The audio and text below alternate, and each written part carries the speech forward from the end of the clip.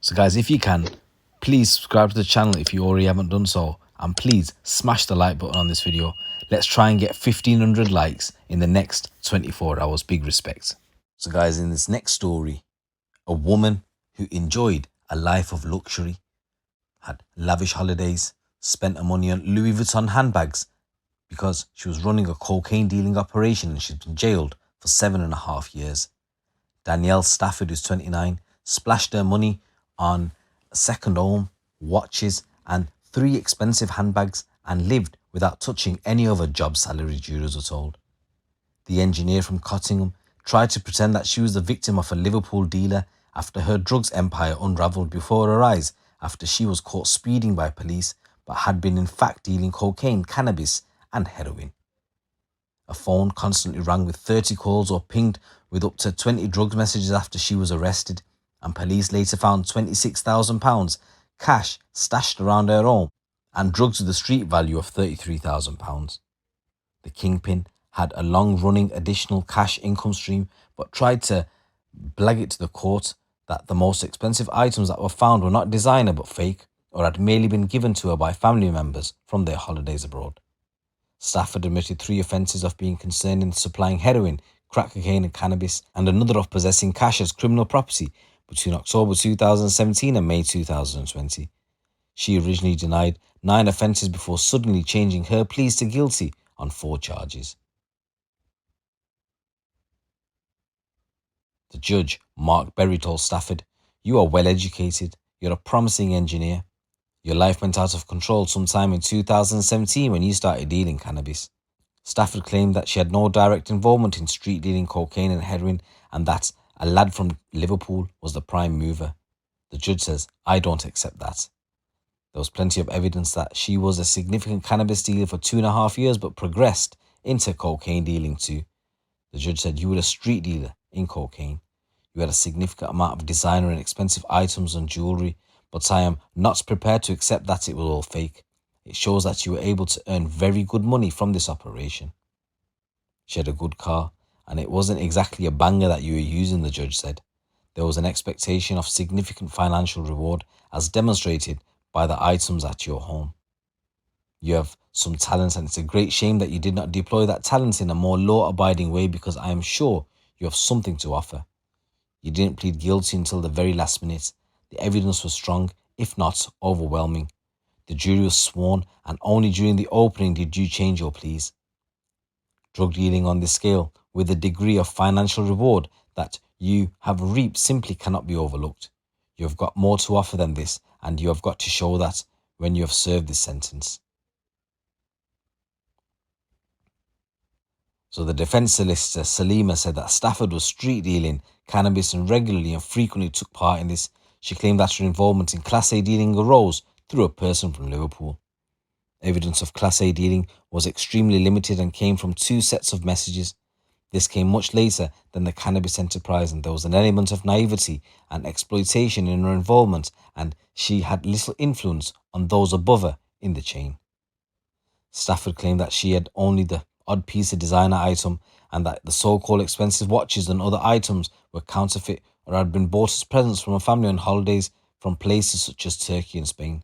She also claimed that the family was in a habit of keeping large amounts of cash at home rather than the bank, and that she was entrusted to look after them for family members because she was seen as being the responsible person who could be trusted with money.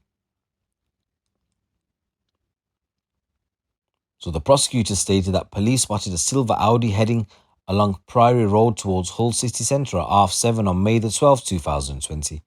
It was speeding and hastily turned into Hotham Road South, cutting up corners, cutting up vehicles and heading in the opposite direction. The car was followed and it was stopped.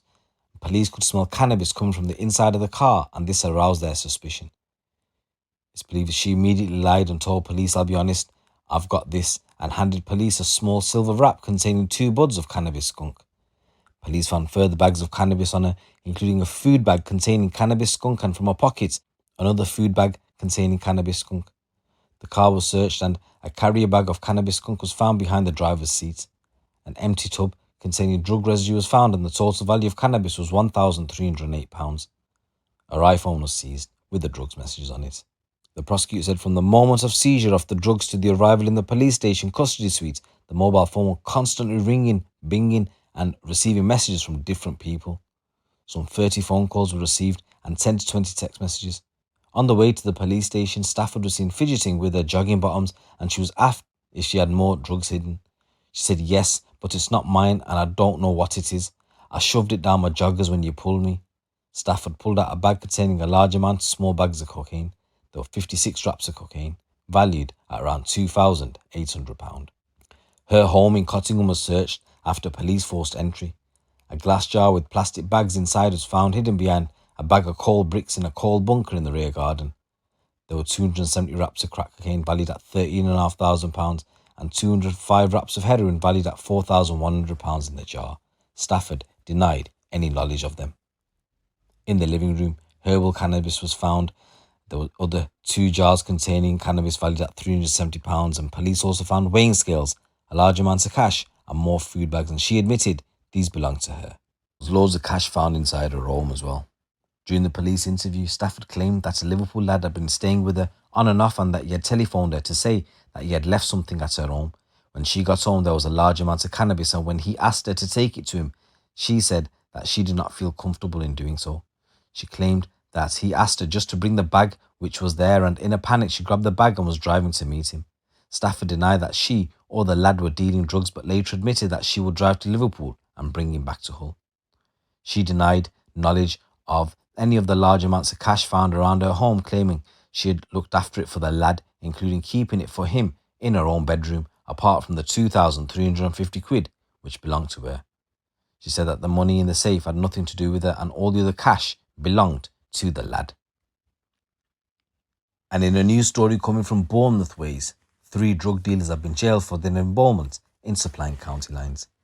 Marcus Bowles-Dove of London was sentenced to 4 years and 4 months in prison for supplying crack cocaine and heroin. Tony Marcus James is 26 of London, was jailed for 3 years and 4 months, and Bieta Parr of Bournemouth received a 2.5-year prison sentence for supplying crack and heroin, as well as possession with intent to supply. All 3 supplied Class A drugs from London and Bournemouth between Sunday, 24th of April 2022 and Tuesday, the 6th of September 2022. Officers from Dorset Police worked with the Met Police as part of Operation Viper to stop the work of suspected drugs gangs in the county. A number of mobile phones were seized as part of investigations, as well as cocaine and heroin. The 3 defendants were sentenced at Bournemouth Crown Court. Police Constable Kirsty Foster said, "We will relentlessly pursue anyone who is supplying drugs in our county and is involved in county lines activity. Through joint working with the Met Police, we were able to take drugs off the streets and help support vulnerable people at risk of being exploited. I hope this case sends a message that we will proactively target anyone who is selling drugs in our county, and we will push forward our drive to make Dorset a safer county for everyone." So guys, these are a couple of new stories coming in. It's your boy GT. Keep it locked, keep it real.